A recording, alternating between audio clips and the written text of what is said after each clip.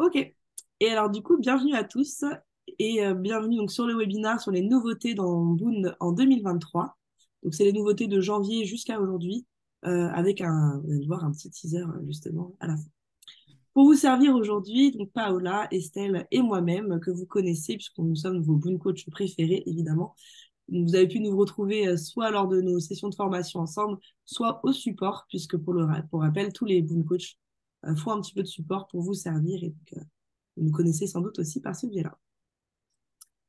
Au sommaire aujourd'hui, bon, bah, vous l'aurez compris, ce sera sur les nouveautés, donc les nouveautés de votre quotidien qui touchent un peu à tous les utilisateurs confondus.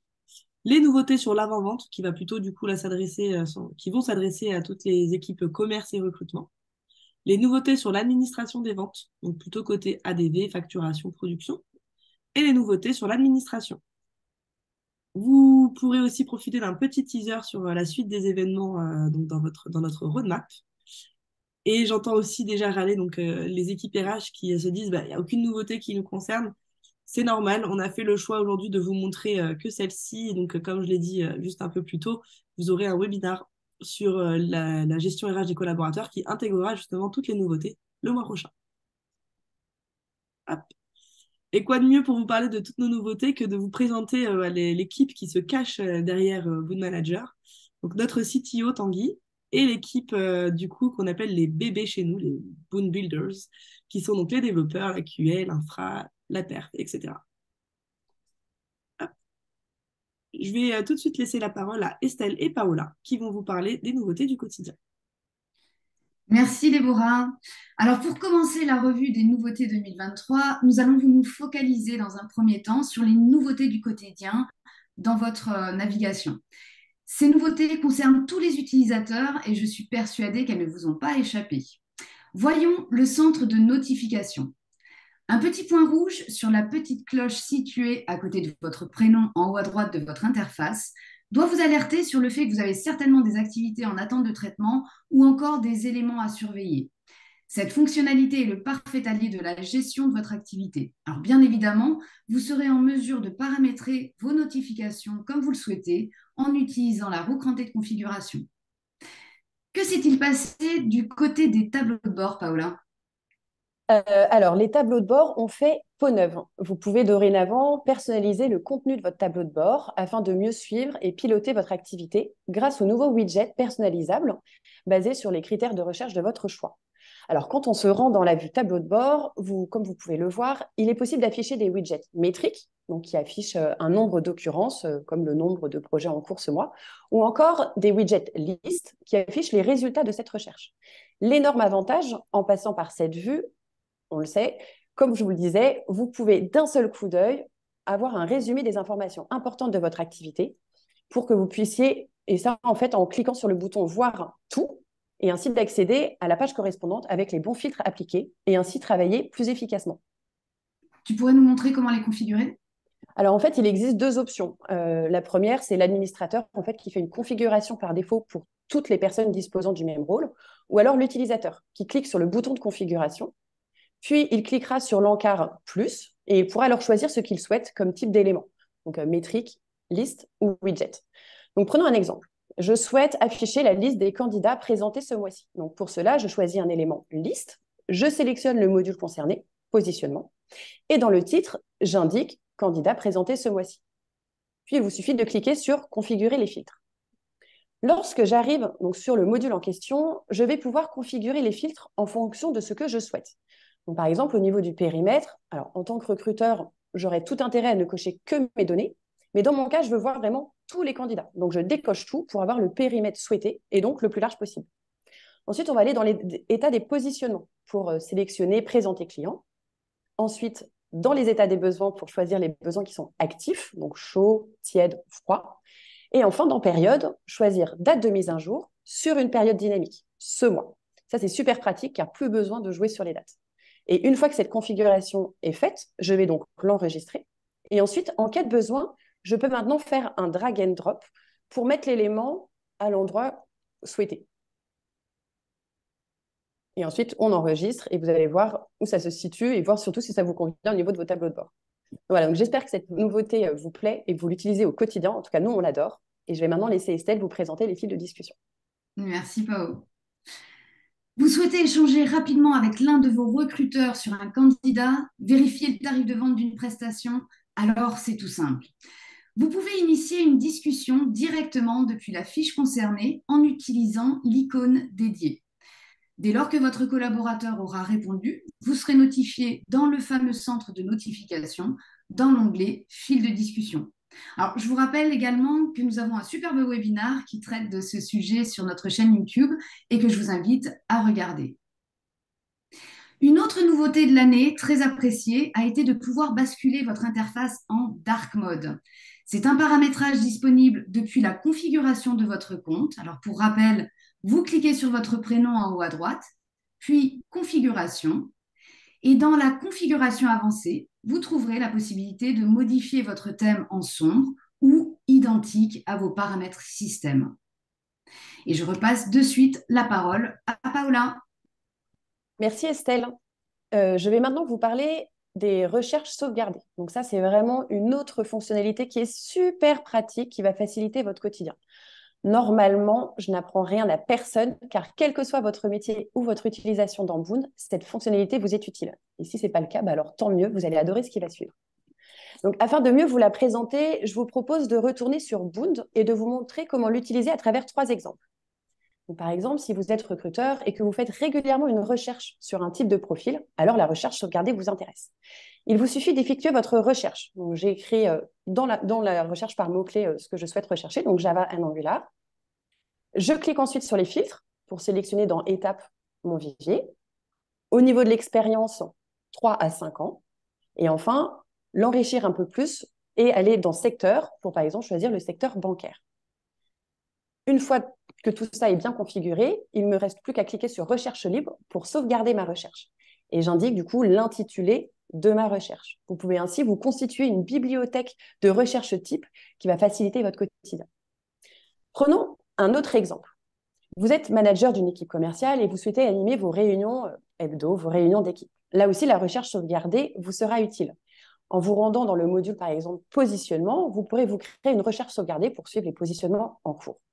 Comme vous pouvez le voir, nous avons sélectionné donc les positionnements qui sont actifs sur les besoins qui sont en cours, en vue Kanban. Ça vous permet d'avoir d'un seul coup d'œil de pouvoir animer vos réunions d'équipe.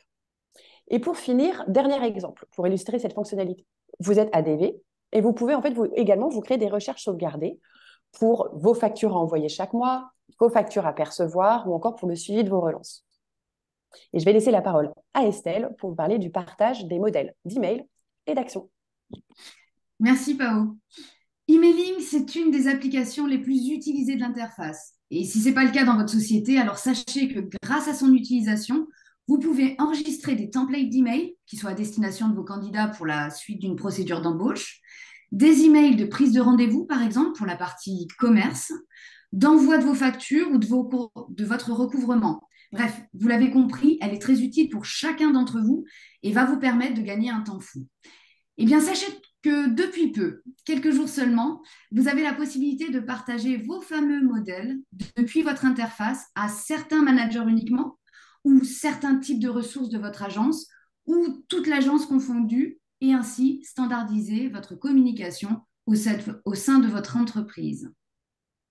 Alors, pour ce qui est du partage des actions, allons maintenant dans la configuration de votre compte, en passant comme d'habitude par votre prénom, puis en choisissant l'onglet Modèle d'action. Là aussi, vous pouvez abuser des templates. C'est un gain de temps dans votre prise de notes, une uniformisation de vos process, et vous comprendrez bien que Boon Manager est encore une fois là pour vous faire gagner du temps. Et tout le monde est concerné. Eh bien, depuis la dernière mise à jour, il est tout à fait possible de partager aussi vos modèles d'action. Plus besoin de passer par l'administration et votre administrateur, donc. Vous pourrez partager vos modèles à une liste de personnes de la même manière que pour emailing. La liste des personnes à qui vous pourrez partager va dépendre de vos droits et ça, Paola vous en parlera dans la dernière partie de ce webinaire. Et quoi de neuf sur l'app mobile ? Eh bien, l'application mobile a également eu son lot de nouveautés cette année. En effet, vous retrouverez votre tableau de bord aussi sur mobile et lorsque vous allez sur la configuration, Vous pourrez choisir quels indicateurs vous souhaitez mettre en avant, mais également faire des comparatifs de données sur un indicateur dédié, par exemple par rapport à la période précédente, et ainsi avoir une vue en temps réel de l'évolution de votre activité. De même, vous devenez de plus en plus autonome sur votre application puisque vous pouvez dorénavant créer vos actions soit depuis un modèle pour gagner du temps dans sa saisie, soit from scratch comme vous le montre ce GIF. Alors également, si votre mobile le permet, vous pouvez même dicter votre action et vous gagnerez ainsi énormément de temps. Et pour toujours plus d'efficacité, vous avez également accès à tous vos fils de discussion et à votre centre de notification. Alors, un grand merci à qui? Merci à l'équipe mobile. Et je repasse le flambeau à Débo. Merci Estelle. On va désormais vous parler des nouveautés sur l'avant-vente. Et cette fois-ci, vous voyez à l'écran notre équipe QA, donc les testeurs qui font que chaque mise en prod se passe bien avec un outil bien testé. Je vois pas mal de personnes qui lèvent la main. N'hésitez pas à utiliser la rubrique Q et R pour poser vos questions. On prendra vraiment le temps d'y répondre à la fin de cette présentation. Concernant les nouveautés de l'avant-vente, on va d'abord parler des fusions des fiches CRM. Alors, vous êtes affligé par les doublons dans votre base, et bien désormais, vous avez la possibilité de fusionner des fiches contacts et sociétés. Mais attention, ce n'est pas possible pour tout le monde. En effet, il faut au minimum avoir le droit de modification et de suppression des fiches CRM concernées. Allons voir ça de plus près dans Boon. On va aller sur notre module CRM et on peut voir du coup que dans notre base, on a 2 fois SNCF, encore un coup des commerciaux. Eh oui, c'était gratuit. Allons dans la première société SNCFE. On voit que j'ai effectivement des contacts qui y sont rattachés, avec potentiellement des actions, des projets, etc. Cette société-là, je vais vouloir la fusionner avec mon groupe SNCF ici, qui pour le coup est bien renseigné et a bien toutes les informations. Je vais partir de la société que je veux en quelque sorte écraser, cliquer sur les 3 petits points en haut à droite et cliquer sur fusionner. Ici, je vais aller indiquer quelle est la société cible que je veux fusionner. Donc attention ici, on m'indique qu'en fusionnant cette société, je vais supprimer donc la société SNCFE pour que toutes les données soient rattachées à SNCF. On m'indique également que uniquement les informations de la fiche de destination seront conservées, que les pièces jointes des 2 fiches seront bien conservées sur la fiche destination, que les contacts, fils de discussion, actions, besoins, projets, achats, commandes et factures de la fiche source seront bien réaffectés à la fiche de destination. Dernière mise en garde, l'organigramme de la fiche source sera supprimé. On va uniquement garder celui de la fiche de destination. Je vais poursuivre. Boon va tester mes droits. Et si tout est au vert, je n'ai plus qu'à lancer et à l'avoir qu'une seule des 2 sociétés dans ma base. Et je vais retrouver ici tous mes contacts et mes informations. Magique. Tu vois. Je vais laisser Paola maintenant vous parler de la configuration des colonnes. Merci Débo. Alors en effet, vous pouvez personnaliser l'affichage des colonnes du module candidat, actions et ressources pour repérer d'un seul coup d'œil les informations recherchées. Sachez qu'on a en tête de faire ça sur les autres modules prochainement. Alors, pour faire cela, c'est très simple. Il vous suffit de vous rendre donc, sur le module concerné. Donc, dans notre exemple, on va aller dans le module candidat, puis de cliquer sur le bouton de configuration au niveau du choix de l'affichage. Une modale s'ouvre permettant d'ajouter des colonnes, en retirer si on le souhaite, mais également changer l'ordre d'affichage avec un système de drag and drop, ou encore revenir à la configuration par défaut. Une fois cette configuration faite, on peut également ajuster la largeur de vos colonnes simplement en sélectionnant les bordures de la colonne et en tirant vers la droite ou vers la gauche. Vous pouvez également retirer une colonne en 2 clics, comme vous le montre Déborah. Pratique, non? Et je vais du coup rendre la parole à Débo pour vous présenter la suite des facilités. Super pratique. Merci Paola.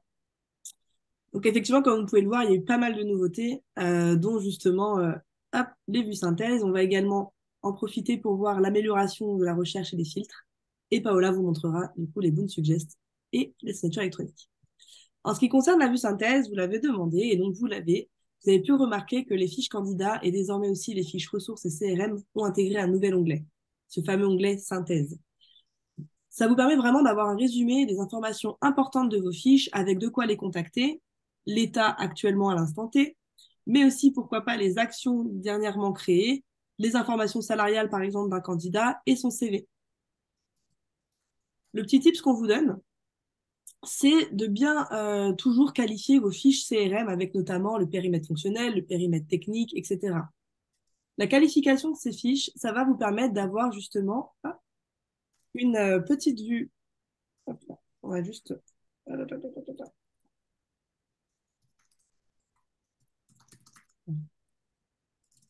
Hop là, on va passer là-dessus en attendant. Donc cette vue, la qualification de vos fiches, notamment avec le périmètre fonctionnel et technique de vos contacts CRM, c'est ce qui va vous permettre d'avoir des recherches qualifiées et donc d'avoir après une liste de potentiels contacts à appeler, donc via votre phone par exemple. Là, le tips qu'on vous donne, et notamment l'exploitation des vues de synthèse, ça va être par exemple de cliquer sur la première fiche qui s'affiche, de prendre votre téléphone, de contacter, donc avec soit l'outil directement intégré dans votre navigateur, soit votre propre téléphone, de voir en un coup d'œil les actions créées et de créer vous-même des nouvelles actions, de voir effectivement l'historique des besoins, éventuellement des projets déjà passés. Et ça vous permet du coup, une fois que vous avez fait votre call et donc que vous l'avez historisé, de passer directement à la fiche suivante et d'enchaîner ainsi votre prospection téléphonique ou mail. Donc cette vue de synthèse, elle va vraiment être pratique pour gagner du temps dans votre prospection téléphonique en voyant directement si un client répond plus ou moins souvent. Dans la continuité justement de cette recherche, enfin de cette prospection et de cette recherche de contacts ou de candidats, etc., qui sont qualifiés, notre équipe technique a renforcé la recherche sur les modules Action, Candidat et CRM, avec la possibilité notamment dans le module Action de rechercher par mots-clés dans les actions, mais aussi d'avoir plus de référentiels, donc de retrouver vos domaines et vos outils directement dans les mots-clés. Et on a intégré également, donc ce que vous avez déjà montré Paola tout à l'heure, les filtres dynamiques. Les filtres dynamiques, ça va être vachement utile dans les vues de recherche et dans les tableaux, dans les tableaux de bord. Et ça va également vous permettre, par exemple, de filtrer sur vos agences uniquement, donc à la place de cliquer sur toutes vos agences primaires et secondaires, principales et secondaires, de vous filtrer sur vos pôles, vos BU, les managers qui appartiennent à votre cercle, c'est-à-dire les personnes que vous managez, ou alors vos propres données. Vous avez ces filtres dynamiques-là sur le périmètre et vous retrouvez également les filtres dynamiques hop, au niveau des périodes, comme on l'a vu tout à l'heure, avec ce mois-ci, cet exercice fiscal, le mois dernier, etc. Hop. Je vais laisser Pao maintenant vous parler des Boon Suggest et du nouveau parcours de positionnement. Super, merci Déborah. Alors en effet, on a amélioré le parcours de positionnement en y intégrant 2 nouveautés que je vais vous présenter tout de suite. Pour cela, donc, je vais me rendre sur un besoin et lorsque je clique sur le bouton plus pour effectuer un positionnement, on a donc 3 possibilités. Alors, la première, la recherche classique que vous connaissez déjà, et je ne vais pas spécialement la présenter, mais je vais surtout vous parler d'une super nouveauté qui est hyper pratique. C'est que vous pouvez rechercher directement un candidat ou une ressource, si par exemple vous avez déjà son prénom ou son nom de famille en tête et qui pourrait répondre aux critères. Donc ça, on l'a côté besoin, mais également côté projet. Donc c'est un gain de temps de fou, c'est hyper pratique. Et enfin, vous pouvez bien sûr utiliser les Boon Suggest, donc qui est là pour vous faire gagner un temps précieux sur le filtrage de vos consultants et ainsi vous faire une sélection de candidats et de ressources. Donc, en cliquant sur la proposition des candidats, vous pouvez constater que la recherche par mots-clés est pré-remplie avec les informations du besoin, ainsi que certains filtres comme domaine, outils et secteur. D'où l'intérêt de bien qualifier vos fiches pour que cette fonctionnalité fonctionne, comme on l'indique, et il vous suffit ensuite de cocher la sélection proposée et le tour est joué. Dans la continuité du point précédent, on va vous parler de la signature électronique qui va vous permettre justement de contractualiser avec vos clients. Alors en effet, il est possible grâce à DocTemplate, lorsque l'on clique sur générer un document, de télécharger un document, dans notre cas une proposition commerciale, et vous n'avez plus ensuite qu'à cliquer sur l'icône signature d'un document pour l'envoyer en signature à votre contact. Il vous suffira de faire glisser votre document et de rechercher le signataire, nous en l'occurrence Clara. Ce dernier ou cette dernière recevra alors un mail d'Universign, donc notre partenaire, l'invitant à consulter et signer le document en question. Côté Boon Manager, comme vous pouvez le voir, une tâche en attente est apparue. Lorsque vous cliquez dessus, cela vous permet de suivre l'état d'avancement. Et dernier point, vous retrouverez le document stocké directement sur votre besoin. Pour rappel, cette fonctionnalité est également disponible donc, sur les candidats et les ressources, pratique si vous souhaitez faire signer électroniquement vos propositions de contrat, par exemple. Voilà, donc j'espère que toutes ces nouveautés orientées avant-vente vous plaisent, que vous les utilisez déjà quotidiennement. Et si ce n'est pas le cas, bah, vous savez ce qu'il vous reste à faire. Passons maintenant aux nouveautés côté ADV. Et voilà. Et côté ADV, donc on vous présente cette fois-ci l'équipe technique. Donc c'est le support technique N3 que vous avez peut-être eu l'occasion de découvrir aussi au support. Merci Débo. Alors, de belles nouveautés sont arrivées aussi cette année dans la partie administration des ventes. Malheureusement, vous n'êtes pas toujours en rang 1 chez tous vos clients et la grande question était jusque-là, est-ce que je fais le suivi de mon projet au nom de mon client final ou au nom de la société que je facture? Eh bien, vous n'avez dorénavant plus à choisir. En effet, il est tout à fait possible d'enregistrer sur le même projet le client final et votre intermédiaire de facturation et vous allez ainsi gagner en lisibilité. Comment fait-on? Eh bien, c'est simple. Dans un premier temps, vous allez créer dans votre base CRM la société que vous allez facturer et vous y attachez un contact comme d'habitude. Vous n'oubliez pas de saisir également les coordonnées de facturation. Alors, un petit plus à vous donner, si vos intermédiaires de facturation sont toujours les mêmes, vous pourriez créer un état spécifique à ces intermédiaires pour les identifier rapidement dans votre base CRM. Ensuite, lorsque vous enregistrez votre projet au nom du client final, vous trouverez dans la partie informations complémentaires la possibilité d'ajouter un intermédiaire de facturation dont les coordonnées de facturation seront reprises directement dans le bon de commande. Et voilà, le tour est joué. Et comment je fais si je reçois des paiements partiels, Débo? C'est une bonne question, Estelle. Vous avez désormais la possibilité, lorsque vous recevez un paiement partiel justement d'une facture émise et envoyée au client depuis Boond, de vous rendre directement dans la fiche facture concernée. Vous allez voir désormais une liste de tâches sur la facture en question. Alors, on va refaire pour que vous voyez éventuellement les bonnes infos.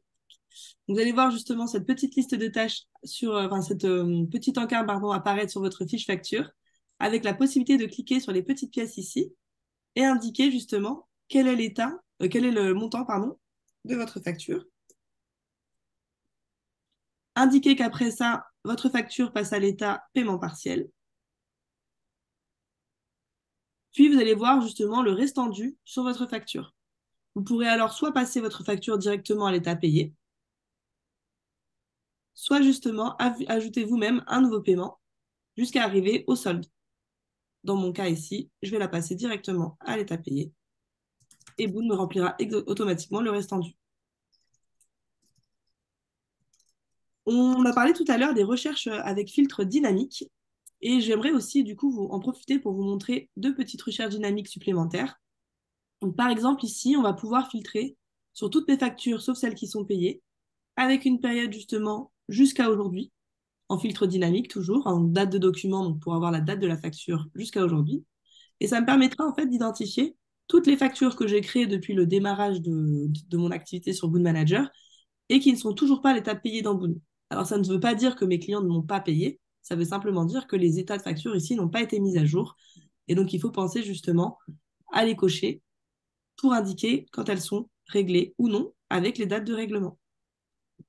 Cette vue, elle est aussi pratique dans la vue échéance de votre module facturation pour justement identifier ici, grâce au filtre période dynamique, les dates d'échéance jusqu'à aujourd'hui, puis trier sur la colonne nombre de factures pour faire apparaître en priorité toutes mes échéances que je n'ai jamais facturées. Voilà pour les paiements partiels et les filtres dynamiques côté facturation. Et on va pouvoir aller regarder ce qui se passe du côté de l'administration avec notre belle équipe BI et Perf. Et je vais rendre la parole à Paola et Estelle. Merci Débo. Alors, côté administrateur, on a encore eu une belle nouveauté arrivée en ce début d'année 2023. Ça a été la possibilité d'archiver les référentiels que vous ne souhaitez plus utiliser. Alors, pour rappel, votre référentiel se trouve dans la partie paramètres globaux de votre administration. Et pour archiver les différentes données, il vous suffit de cliquer sur l'œil en bout de ligne. Ainsi, le référentiel archivé ne se retrouvera plus dans le menu déroulant et ne sera donc plus sélectionnable. Cette action n'est pas irréversible comparée à la suppression et à tout moment, vous pourrez la réactiver. Alors, n'oubliez pas quand même qu'un référentiel précis et adapté à votre activité, ça permettra une meilleure qualification de vos fiches. Autre point toujours très apprécié dans vos paramètres globaux, c'est la personnalisation de l'ordre d'affichage de votre référentiel et le choix des couleurs de vos états. Vous rêviez d'être la Valérie Damido de votre interface, eh bien, c'est possible. Vous pouvez, depuis quelque temps, modifier l'ordre d'affichage de votre référentiel en drag and dropant vos données. Ça, c'est très utile avec les états, par exemple, si vous utilisez la vue Kanban, ou encore de choisir votre propre camailleux de rose ou de bleu pour vos données. Et qu'en est-il des fins de process, Pao? Alors, en effet, toujours sur cette même page, il est possible, sur les états des fiches, d'indiquer des fins de process. Pour cela, il vous suffit de cliquer sur la main à droite d'un état. Si une fin de process a été configurée, alors cette icône est grise. Ainsi, si nous retournons sur le module positionnement et que je clique sur le positionnement d'une fiche, car je souhaite modifier son état, eh bien, ça va être possible grâce à Déborah. Voilà, on va cliquer, du coup, on va sélectionner refus candidat pour indiquer une fin de process, par exemple, en choisissant le motif zone géographique, ainsi qu'un commentaire, par exemple, souhaite uniquement 92. Cela vous permettra ainsi, sur la vue concernée, de visualiser le motif de fin de contrat et le commentaire associé. Je vous propose maintenant de passer aux nouveautés de l'administration concernant les droits. Et je vais vous présenter les deux premières nouveautés, donc les exclusions sur les vues de recherche et les nouveaux droits de partage et de collaboration. Beaucoup d'entre vous sont quelque peu frileux quant à donner des accès à certains modules qui comportent des données sensibles. Ne le soyez plus. Nous avons affiné un peu plus les droits et ajouté des exclusions sur les vues de recherche. Alors concrètement, cela veut dire que lorsque vous vous rendez dans la configuration d'un module, vous pouvez dorénavant exclure des états ou des types dans la liste affichée.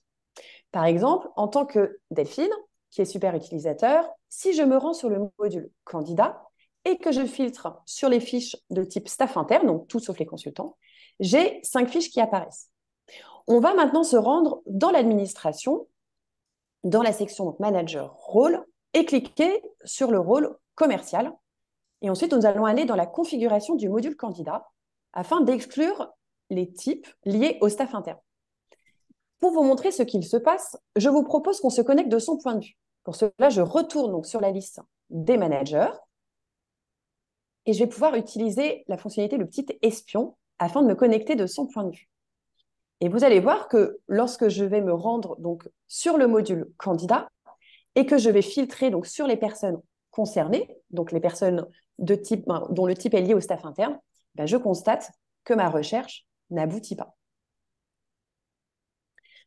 Une autre fonctionnalité concerne les droits de partage et de collaboration. Donc, si on retourne dans l'administration Manager Role, sur un rôle, et qu'on va dans l'onglet Divers, dans la configuration des droits de partage et de collaboration, vous allez voir que dans la section recherche, je vais juste attendre du coup que Débo se reconnecte. Le petit aléa du direct. Bah oui. Mais on sait, heureusement, on sait s'adapter à tout. Donc voilà, donc pas de souci. Donc, comme je te le disais, donc voilà, on retourne dans l'administration, manager rôle, donc sur le rôle, un rôle commercial, parfait. Et donc, du coup, on va donc dans l'onglet divers, dans la configuration donc, des droits de partage et de collaboration. Vous allez voir que dans la section recherche, vous allez pouvoir indiquer à qui il peut partager des éléments et à qui il pourra également notifier dans les fils de discussion. Donc, par exemple, si vous souhaitez que votre collaborateur ne puisse partager qu'à certaines personnes de son type ou éventuellement uniquement à des personnes de son agence, si vous en avez plusieurs, eh ben, c'est possible. Et grâce à ça, cela va vous permettre de sécuriser et d'affiner la liste des personnes à qui vous partagez et de ne pas être pollué par une liste trop importante. Cela impacte également les partages, donc des recherches sauvegardées, des modèles d'action et d'emails. Donc, si vous souhaitez que vos managers puissent partager leurs modèles, ou encore leurs recherches, il faut se rendre dans la section diverses pour activer ce droit. Estelle, maintenant, va vous présenter la dernière nouveauté. Merci, Pao. Jusqu'à présent, lorsque vous créez un rôle, vous pouviez donner le droit de recherche sur tous les managers de votre interface ou uniquement les managers que vous managez ou encore aucun manager. Eh bien, désormais, vous pouvez donner l'accès en recherche à certains managers ou encore à la liste de managers appartenant à la même business unit.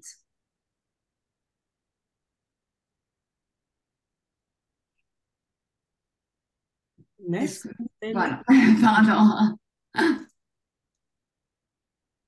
Eh bien, merci du coup à vous deux. C'est les principales nouveautés qu'on souhaitait vous montrer du coup pour cette année 2023. Alors bon, encore une fois, pour les équipes RH, j'espère que vous ne râlez pas trop, puisqu'effectivement, tout ce qui concerne la partie RH sera présenté dans le prochain webinaire en novembre, le 14. Et quoi qu'il en soit, il nous semblait vraiment important de profiter de ce webinaire pour tous vous remercier. En fait, Boond évolue et c'est grâce à vous et on voulait vraiment en profiter pour vous faire découvrir ou redécouvrir le lien vers notre roadmap. Alors, pour y aller, c'est par ici. Vous avez tous accès à votre petit bouton Aide en haut à droite et simplement à la rubrique Roadmap. La roadmap, elle est composée de 3 encarts, ce qui est déjà prévu dans notre roadmap. Donc, c'est-à-dire que ce sont que des futurs qui sont prévus et programmés dans les futures évolutions que vous allez avoir. Ce qui a d'ores et déjà été livré, et donc là, vous allez retrouver à chaque fois par date toutes nos livraisons. Donc, tout ce qu'on vous a partagé aujourd'hui, vous allez globalement le retrouver ici. Et les idées populaires. Que ce soit pour la roadmap ou les idées populaires, vous avez toujours la possibilité, par exemple ici, de cliquer sur une carte qui vous intéresse, déjà pour relire son contenu, puis ensuite de voter sur cette carte. Donc ça va être hyper utile sur la roadmap et sur les idées populaires pour nous aider à prioriser et avoir encore plus de contexte métier sur vos demandes d'évolution. Donc l'idée, c'est d'indiquer à quel point c'est utile pour vous, de préciser votre besoin, pourquoi est-ce que vous avez besoin de ça, à quoi ça répond en termes de fonctionnalité, pourquoi dans votre métier à vous, quel impact ça va avoir, et de rattacher en fait cette demande d'évolution à votre adresse email. Quand vous faites ça et que vous cliquez sur soumettre, vous allez recevoir un mail pour confirmer que c'est bien vous qui avez fait l'insight et donc le valider une bonne fois pour toutes. Et ça vous permet d'une part d'être prévenu lorsque l'insight voit le jour, mais d'autre part, ça peut être aussi parfois juste un problème de configuration, c'est-à-dire que quand vous soumettez une idée ici, donc tout en haut à droite de l'interface, et que cette fonctionnalité existe déjà dans Boon, mais que c'est juste une erreur de paramétrage ou alors justement quelque chose qui n'est pas configuré, ça nous permet aussi de rebondir et de vous dire attention, ça existe, voilà ce qu'il faut faire pour le mettre en place chez vous. Donc quand vous nous soumettez une idée, c'est un peu le même système. Vous nous indiquez votre besoin, vous dites à quel point c'est important pour vous et vous rattachez ça à votre adresse email pour qu'on puisse vous prévenir quand c'est fait ou vous contacter si jamais ça peut vous aider à le mettre en place. Il faut savoir que plus les idées sont populaires, comme c'est le cas ici, plus on va les prioriser dans notre roadmap. Quand vous soumettez vos idées, elles sont toutes étudiées par notre équipe produit, qu'on a vu justement ici, et qui va du coup commencer à faire tout le travail de PO derrière. Voilà pour la roadmap. Je vais laisser Paola clôturer un petit peu ce webinaire avec un petit teaser. Et on en profite pour vous présenter la voix de la Boon Radio et du Boon Family, donc les podcasts que vous retrouvez sur notre chaîne, principalement LinkedIn et donc sur SoundCloud. Et on en profitait aussi pour vous présenter notre seul et unique stagiaire, Lucas, qui nous mettra certainement une note de 4 sur 5 sur le webinaire. Mais on lui en veut pas. Merci Lévo. Alors en effet, on avait envie de finir ce webinaire et de vous teaser ce qui allait être livré lors de la prochaine mise en production qui aura lieu en décembre, mais également de vous dire un de nos gros chantiers 2024. Alors concernant la prochaine MEP, sachez que Corporate Doc est complètement revisité pour devenir Digital Workplace, application qui va vous permettre de continuer à mettre à disposition de vos collaborateurs des documents, mais cette fois-ci en fonction de l'agence d'appartenance, et également de les notifier. Nous allons même plus loin pour vous permettre d'informer vos collaborateurs des nouveautés, actualités de votre entreprise grâce à des publications visibles directement depuis le centre de notification, par exemple un futur séminaire ou encore une nouvelle mutuelle. Il y aura également des nouveautés concernant la facturation, donc pour vous permettre d'avoir une facturation séparée pour l'activité exceptionnelle, ou encore une autre amélioration concernant la saisie des échéances si vous avez des projets au forfait. D'autres nouveautés sont au programme, mais on vous laisse la surprise. Concernant 2024, sachez qu'un énorme chantier a déjà commencé chez nous concernant les achats de prestations. Nous savons que vous êtes de plus en plus nombreux à travailler avec des externes, à nous remonter vos problématiques, et nous avons 2 chantiers en cours. L'un pour simplifier le suivi du paiement des sous-traitants, des fournisseurs, et l'autre pour faciliter la transmission des factures des externes. Donc un immense merci à vous de nous aider à nous améliorer mais également à toutes les équipes de Boon qui œuvrent au quotidien et dans l'ombre pour faciliter la, votre vie et surtout vous aider à grandir. Sur ce, j'ai l'honneur de clôturer ce webinaire, donc co-animé avec Estelle et Déborah, et nous allons pouvoir répondre à vos questions qui sont nombreuses. Merci Pao. Et voilà, une nouvelle fois, l'équipe qui se cache derrière les coulisses. Voilà. Toutes les plaintes, c'est à eux. Alors, merci en tout cas à tous. Donc, on a pas mal de questions dans la rubrique Q et R. Si vous en avez d'autres qui vous viennent à l'esprit, n'hésitez pas à nous les poser. Euh, Alors, on- attends. Alors, Alors, on a eu quand même pas mal de questions qui concernent plutôt des évolutions. Donc, n'hésitez pas, pour le coup, je trouve ça très bien, comme Débo vous l'a montré, concernant est-ce que je peux rajouter des colonnes, à quel moment ça arrive, etc. N'hésitez pas, du coup, à aller vous référer à la roadmap ou aux idées populaires, ou en tout cas, et surtout, si elles n'y sont pas, à faire une suggestion d'amélioration pour que nous puissions l'étudier. et justement, en termes de questions qui arrivent, tac, tac, tac, tac, tac. Ok, non, je vais pas forcément l'indiquer tout de suite. En tout cas, effectivement, comme l'a dit Paola, si jamais vous n'avez pas, enfin, si jamais vous avez des idées, n'hésitez pas à les mettre même après ce webinaire sur soumettre une idée et faire crouler nos BD sous les réponses. Alors, Nita nous demande est-ce qu'il est possible de partager la signature sur emailing? Pour la signature emailing, vous pouvez le faire directement depuis l'interface d'administration. C'est-à-dire qu'ici, en effet, vous n'avez pas la possibilité hop, de créer une signature par défaut et la partager à tous. Donc pour la signature, là, pour le coup, il faut le faire depuis l'interface administration. Donc en cliquant sur votre nom, administration. Ici, vous allez dans la marketplace pour aller justement sur votre application emailing. Et à partir de là, vous avez la petite configuration qui vous permet justement de définir la signature par défaut de votre entreprise. Et vous pouvez, comme vous le voyez ici, mettre des variables qui vont aller s'adapter au manager qui est connecté justement. Donc, c'est possible de créer une signature directement depuis l'administration et donc elle sera automatiquement partagée à tous les collaborateurs. On a également pas mal de questions concernant la signature électronique, à Ouais. savoir si c'est payant, gratuit, inclus dans le forfait de Boond. Alors, concernant la signature électronique, en effet, on a un partenariat avec Universign. Si je ne dis pas de bêtises, normalement, les 100 premières signatures vous sont offertes par Boond, mais à partir de la 101e, il va donc falloir souscrire à un pack auprès d'Universign. Alors, en plus, nous, on a pu, grâce à ce partenariat, on a en plus un petit peu négocié les prix. Et donc, c'est intéressant d'y souscrire. Mais en effet, voilà, non, c'est quelque chose qui est en plus à partir de la 101e signature. Et pour compléter la réponse de Paola, vous pouvez avoir jusqu'à 3 signataires par document. Et ce qui est décompté de votre crédit, en gros, c'est les documents signés et non pas les signatures. Donc, si vous avez 3 signataires sur un même document, une fois que les 3 ont réellement signé, c'est là où ça vous prend un crédit. Mm. Donc, pour ceux qui n'ont pas vu le chemin, vous pouvez souscrire depuis abonnement en haut à droite. Sur la gauche, vous avez votre abonnement classique. Et sur la droite, vous avez l'option Universign, justement, pour recharger vos crédits. Et c'est donc immédiat.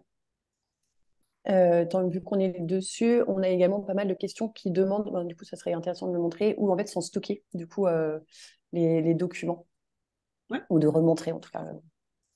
Bah, quand vous faites signer un document, vous avez justement le choix. Alors, si je retourne, par exemple, sur un besoin, vous avez le choix d'indiquer où est stocké justement le document. Donc là, en l'occurrence, c'est dans l'onglet information effectivement du besoin. Pour une ressource, par exemple, si je prends, allez hop, on continue sur Delphine. Si je prends Delphine ici et que je fais signer, donc par exemple, voilà, je prends n'importe quel document, mais ce serait un contrat. Vous pouvez choisir d'avoir soit son contrat stocké dans l'onglet administratif de la ressource, c'est-à-dire ici, en pièce jointe, soit directement à l'intérieur de la fiche contrat de la ressource. Et là, c'est plus sécurisé en termes de droit, puisqu'il y a peu de gens qui ont accès directement au contrat. Nous, on vous recommande de le stocker plutôt ici, donc dans le contrat RH de la personne. Et d'ailleurs, toujours sur le même sujet, la signature électronique, du coup, en tout cas, il y a pas mal de questions à ce sujet. Mais il y a Séverine, en effet, qui demandait est-ce qu'il faut forcément passer par DocTemplate pour insérer un document? Et évidemment, non, nous, on le fait parce que c'est. Enfin, déjà, ça permet de parler de DocTemplate et de montrer tout ce qu'on peut faire. Et bien sûr que si votre document est en PDF, ben, vous avez un document de votre côté. Vous pouvez bien sûr l'insérer. Pas une obligation de passer par DocTemplate. Ok. Alors, on a des petites questions sur les colonnes candidats. Les filtres de tri. Alors, Et sur la possibilité de filtrer, tu parles de celle-là? ouais. Alors, je pense que c'est une question ici sur le tri. Voilà, donc le tri par manager fonctionne bien. Après, c'est simplement que quand vous faites le premier tri, donc c'est par ordre alphabétique. Ensuite, c'est l'ordre inverse. Et si vous cliquez une troisième fois, bah, c'est plus un ordre précis. Donc, ça pour le coup. En fait, sur Oui, sur les pardon. colonnes, tu avais également Robin qui posait la question, est-ce qu'il est possible de trier par date par rapport à la dernière action sur les colonnes candidats? Alors, en fait, on a plusieurs. Alors, oui, c'est pas comme pour le module CRM vu contact où on a la possibilité en plus d'afficher la dernière action. Mais en tout cas, côté candidat, il y a plusieurs possibilités. Déjà, vous pouvez filtrer sur la période sur les candidats en fonction d'une action en particulier, soit ceux qui n'en ont pas, ça c'est assez pratique, et également par un type d'action en particulier. Et après, si vous voulez faire un tri, bah, rien ne vous empêche pour le coup d'aller dans le module action, de filtrer sur les actions liées au candidat. Et là, pour le coup, on peut trier par ordre croissant ou décroissant. Mais oui, directement depuis le module candidat, en fait, on n'a pas cette colonne qui s'affiche. On a pas mal de spectateurs qui nous demandent si, s'il y a des évolutions, enfin s'il y a pardon, un webinaire qui est prévu sur la facturation. Du coup, je fais juste une petite minute pub. Le webinaire sur la facturation est prévu en janvier, autour du 23 janvier, il me semble. Donc, vous aurez le lien d'invitation, mais c'est effectivement prévu pour le mois de janvier. Et donc, on a Sophie qui nous demande, dans facturation, filtrer toutes les factures éditées sur un même mois, malgré une date d'édition différente. Quand vous êtes dans le module facturation, vous avez effectivement plusieurs, alors je vais mettre plutôt en vue facture, vous avez plusieurs filtres possibles sur les périodes.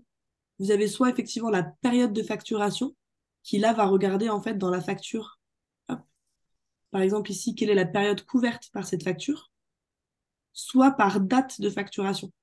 Donc si jamais vous éditez par exemple une facture en mai pour le mois de février, dans ce cas-là, si vous voulez retrouver cette facture, il faudra plutôt filtrer par période de facturation. Donc en gros ici, dans votre vue facture, à la place de date du document, vous choisissez plutôt période de facturation ce mois-ci, ou en tout cas le mois qui vous intéresse. Ça peut être aussi directement un mois donné. Et là, vous aurez toutes les factures qui concernent la période de facturation du mois d'août. Alors, est-ce que vous avez... Ah, on a Guilla aussi, toujours du côté de la facturation, qui demande si la facturation intermédiaire remplace les achats de prestations. Alors, la réponse, c'est non, c'est pas l'objectif. L'objectif, ça va vraiment être, comme on l'a montré ici, quand vous avez une personne qui prend, par exemple, une marge, par exemple, vous n'êtes pas référencé chez un client final, mais une plus grosse société l'est, etc. Donc, vous êtes sous-traitant de cette société-là. Vous pouvez donc rattacher le projet au client final pour avoir des métriques et des reportings sur ce client-là. Mais simplement ici, ajouter l'intermédiaire de facturation que vous facturez réellement. Et donc ici, ça vous permet après dans votre facturation, alors je ne sais pas si vous avez créé une commande ou pas, de retrouver ici vraiment les coordonnées de votre intermédiaire de facturation directement sur votre projet. Mais ça ne remplace pas les achats de prestations qui là sont la gestion des sous-traitants, donc ça n'a rien à voir pour le coup. Alors, on a également une question sur la syntaxe Boon pour pouvoir automatiser l'emailing. Oui, Pour le coup, peut-être remontrer, parce que on a pas mal en fonction, si on fait un push ou pas, en fait, on a un certain nombre de variables qui sont mises à disposition. Donc, juste peux-tu les remontrer? on va peut-être prendre un modèle qui existe déjà. Par exemple, ici, on a effectivement mis des variables avec le nom du client, etc. Donc, quand c'est un modèle de push ou message, vous avez en fait en bas un champ qui s'appelle champ. et qui vous permet justement de mettre les variables qui correspondent au contact donc, de votre client ou prospect, son nom, son prénom, son email, etc. Et également sa société. Ça vous permet de faire vraiment des emails personnalisés. Et Mm. quand on est sur des templates pour le coup de facture, vous retrouvez également dans le champ toutes les variables qui concernent vos factures, donc les mêmes variables contact et société, mais aussi tout ce qui concerne les numéros de facture, les dates de règlement, etc. Ce qui vous permet de faire vraiment des modèles très complets sur vos envois de factures ou vos envois de mailing. Ça n'empêchera pas, par exemple, pour les profils susceptibles de vous intéresser, de vous-même à chaque fois indiquer les informations relatives au candidat ou à votre ressource que vous envoyez pour justement personnaliser davantage ces informations-là.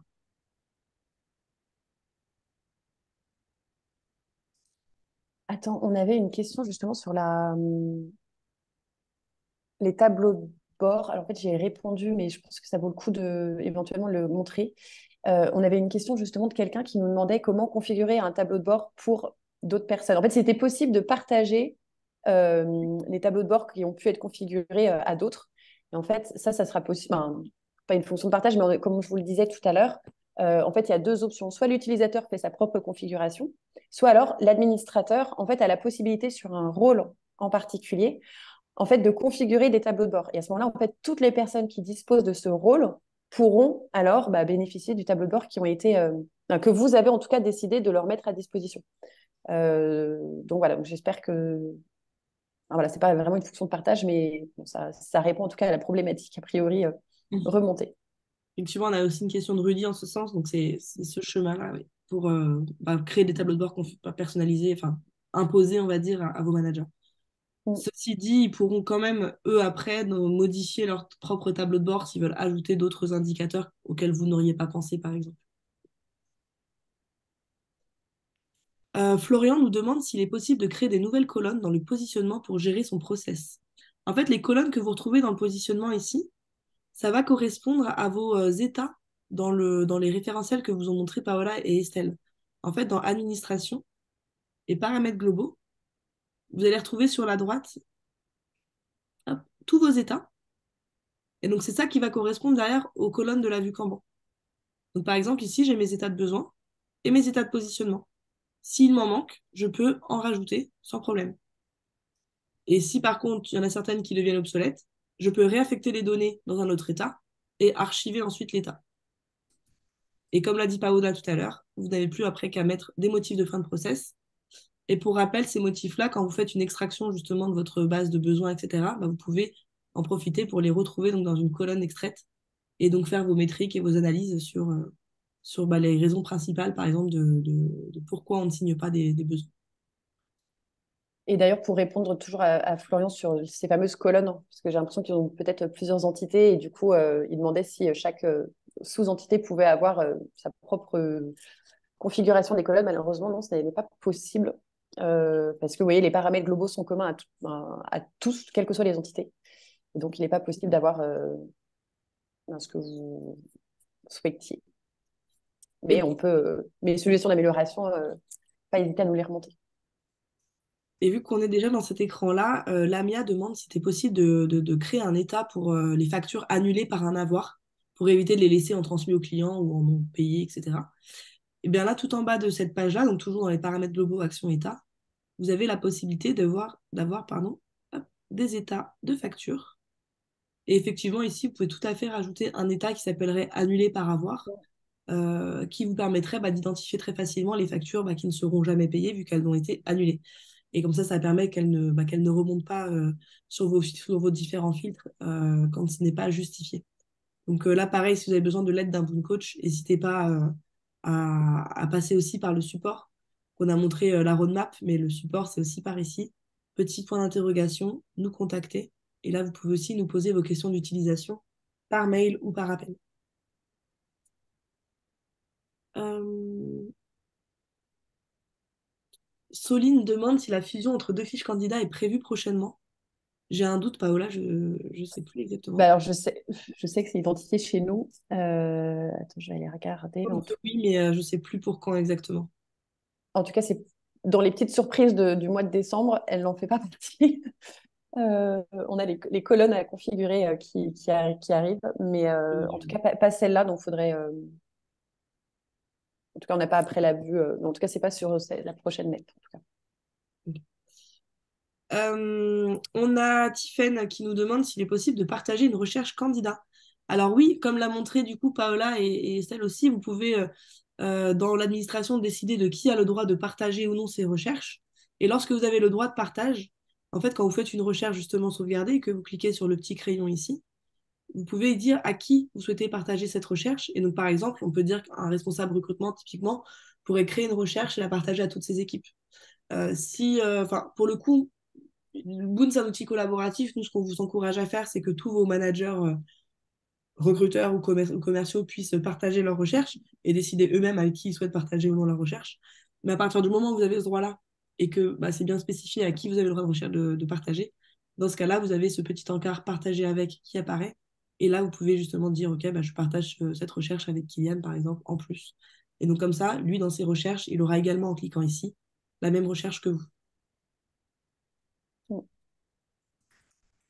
Euh... Ah, Ah oui, Déborah, on nous parle. Oui, vas-y, excuse-moi, Estelle. pardon, ce sera peut-être plus facile que, de répondre par écrit que par oral que par écrit. Notamment, comment on peut changer une valeur par défaut dans le référentiel. Alors, par exemple, c'était actuellement pour candidats et pour ressources, le référentiel des actions et le par défaut rappel. Alors, pour le coup, c'est pas possible. C'est-à-dire que Non, vous avez, En fait, c'est vous juste au voulez début, en fait. modifier le libellé. oui, Mm. mais c'est. Voilà. Alors, oui, effectivement, C'est si vous pas n'avez pas forcément encore. ce que- En fait, Si, c'était au tout début de Boond, oui. voilà, c'est-à-dire qu'une fois que vous avez des données qui sont rattachées à cet état-là, par exemple, si vous avez des actions qui sont en mode rappel to do, mais que vous renommez ce rappel to do en autre chose, bah, toutes les actions vont se renommer en cette autre chose. Donc, l'idée, c'est que quand vous n'avez pas de données, ou alors si vous avez fait un gros travail de réaffectation, vous pouvez modifier ici le libellé. Si ce n'est pas le cas, on vous déconseille vivement de renommer vos libellés, puisque voilà, effectivement, la valeur par défaut, c'est celle où il y a un petit astérix ici à chaque fois. Et en général, si vous n'êtes pas au paramétrage de votre interface, c'est-à-dire au tout début de votre utilisation, on ne vous recommande pas spécifiquement de le faire. Sauf si vous prenez le temps de modifier, voilà, par exemple, si tous vos candidats à rappeler sont finalement dans un autre état, etc. Enfin, voilà, vous pouvez rajouter une étape pour mettre les personnes dans cette étape-là, renommer celle-ci, etc. Enfin, ça nécessite quand même un gros travail derrière de refonte de vos étapes.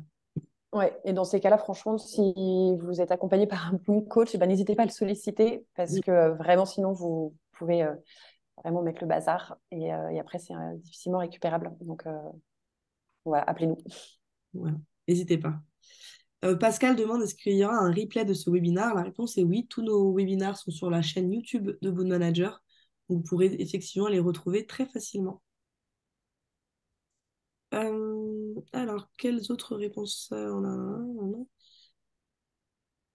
Alors, Sophie a une question sur le journal d'activité. Sophie, pour le coup, je vous invite plutôt à le demander au support du coup de Mm. Boon pour la partie journal d'activité et les factures transmises aux clients. On vous donnera l'information avec une petite capture d'écran et vous pourrez voir effectivement toutes les infos dessus. Salima demande s'il est possible d'exporter des congés en format XML. Alors, nous, dans Boond, je ne crois pas qu'on prévoit les absences en format XML.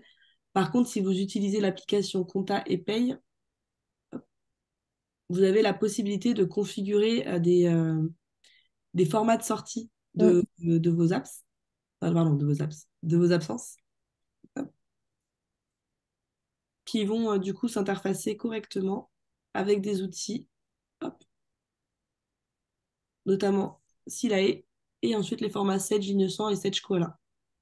Donc si c'est ça l'objectif, si c'est de l'intégrer dans un autre logiciel, par exemple de paye, voici les trois formats qui sont aujourd'hui compatibles en gros avec nos extractions de l'application Compta et Paye, pour les absences notamment. Alors, Megan dit, à partir de janvier 2024, l'obligation de réception des factures électroniques sera effective. Alors, il me semble que c'est plus en 2024, mais en 2025. Est-ce que Boon Manager prévoit de pouvoir répondre à ce besoin dans la partie achat? Alors du coup, Megan, effectivement, dans la roadmap, dans le Mm. portail et dans la roadmap, il y a effectivement tout ce qui concerne la facturation électronique, avec le fait de déposer des factures dans un portail public et le fait justement d'améliorer nos sorties. Effectivement, vous voyez, c'est à partir de plutôt 2026, ça a été reporté, il me semble, il y a peu de temps. Et donc voici les formats en gros de sortie attendus par le gouvernement pour la facturation électronique. Donc oui, c'est prévu dans notre roadmap et notre équipe produit travaille activement et fait de la veille active sur tous ces sujets-là de facturation électronique et de portail public de facturation. Ouais, et comme le précise Lucie, qui gère la communication chez nous, on a un article sur le blog qui est en ligne et qui justement parle de notre stratégie à ce sujet. Euh, Et enfin, il reste juste une question de Rami. Écoutez, en fait, comme on est en plein sur justement les achats de prestations, vers quoi on va se tourner, etc., on est en train de dessiner tout ce qu'on va faire sur 2024 à ce sujet. Donc voilà, donc n'hésitez pas à le remonter, hein, toujours en suggestion, en soumettant une idée, parce que voilà, on est sur le sujet en ce moment. Et donc voilà, donc si vous avez des subtilités ou s'il y a certains sujets qui vous semblent très importants ou éventuellement même à prioriser, eh bien, soumettez votre idée, comme ça, elle sera étudiée par l'équipe produit. Donc, euh, donc voilà, donc Rami, à vous de jouer. Oui, je vous confirme, c'est énormissime et c'est pour ça que voilà, ça sera un peu l'année 2024 va tourner pas mal autour de. Il y aura bien sûr d'autres évolutions, hein, vous inquiétez pas, mais en tout cas, c'est un de nos gros chantiers. Et Euh, nous avons répondu à tout. Merci Estelle dans l'ombre qui répondait par écrit à vos nombreuses questions. J'espère que ça vous a plu. Déborah, si je ne dis pas de bêtises, ils vont avoir un petit, quand vous allez quitter le oui, webinaire, vous allez avoir un petit questionnaire. Je te laisse en parler. exactement. En quittant le webinaire, normalement, vous allez recevoir un petit questionnaire de satisfaction qui nous aide, nous, à chaque fois, à nous améliorer, à trouver des sujets qui vous intéressent également. Alors, si vous pouvez prendre le temps de le remplir, si vous n'avez pas le temps, notre merveilleuse Lucie vous enverra le replay avec le questionnaire de satisfaction intégré. Donc, vous pourrez aussi y répondre. Je pense que Lucie aura fait l'envoi d'ici demain. Donc, voilà, vous pourrez aussi y répondre. Et sinon, on peut aussi nous suivre donc, sur LinkedIn, Instagram et YouTube pour retrouver aussi tous nos webinars, toute notre actualité, les événements aussi où on se déplace maintenant physiquement. Et si vous avez besoin d'aide, n'hésitez pas vraiment à contacter la hotline de Boon. Je pense que tous les clients qui l'ont testé ont pu voir que le support de Boon est très réactif et très aux petits oignons pour vous. Ça vous arrive parfois de débarquer avec 3-4 Boon coachs qui vous entourent. Donc voilà, n'hésitez pas vraiment à nous poser toutes vos questions. Si vous avez besoin de formation supplémentaire, n'hésitez pas également à nous l'indiquer. Et donc, pour rappel, les programmes des prochains webinaires, donc ce sera sur novembre, sur le cycle de vie d'un collaborateur, donc toute la partie gestion RH. En décembre, on fera un webinaire avec notre partenaire Carburant Pro, si rien ne change. Et en janvier, on fera un webinaire sur la facturation et donc toutes les nouveautés que ça implique également. Donc, vous aurez les nouveautés du mois de décembre aussi qui seront intégrées à ce webinaire-là. Donc, voilà, n'hésitez pas à suivre notre actualité, à ajouter Lucie dans vos contacts favoris pour rien rater de tous nos événements. Et du coup, on peut clôturer ce webinaire en vous remerciant vivement de tout ça. Et je vous souhaite à tous une très bonne journée, un très bon appétit. Et donc, tous les Boon Coachs et tous les Boonders d'ailleurs sont là pour vous si vous avez des questions. À très Très bientôt. belle journée. Salut les Bonne filles. Belle journée à vous. Au Merci revoir. Paola, merci Estelle. Merci les beaux. Merci.